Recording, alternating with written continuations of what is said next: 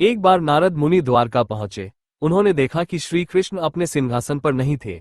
वे शयन कक्ष में लेटे हुए थे और भयंकर सिरदर्द से पीड़ित थे। नारद मुनि ने चिंतित होकर पूछा, प्रभु, आपके चेहरे पर यह कष्ट क्यों है? मैं आपकी क्या सेवा कर सकता हूँ? श्री कृष्ण ने कहा, देवर्षि, मेरा सिरदर्द असहनीय है। यदि मुझे आज सूर्यास्त से पहले सही औषधि न मिली तो मेरी स्थिति गंभीर हो जाएगी। नारद मुनि ने कहा, भगवान, कृपया बताएं कि आपको किस प्रकार की औषधि चाहिए। मैं इसे तुरंत लाने का प्रयास करूंगा। श्री कृष्ण ने कहा, मुझे अपने भक्तों के चरणों की धूल चाहिए।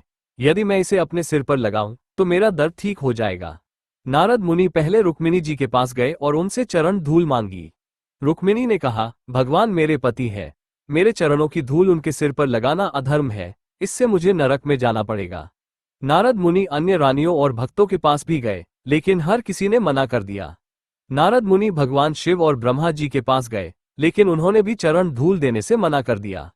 नारद मुनि वृंदावन पहुंचे, जहां गोपियां यमुना तट पर खेल और बातचीत कर रही थीं।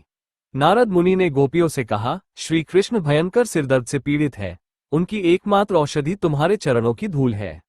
राधा रानी ने तुरंत कहा, यदि हमारे चरणों की धूल से हमारे प्रियतम का सिरदर्द ठीक हो सकता है तो हम तुरंत देने को तैयार हैं।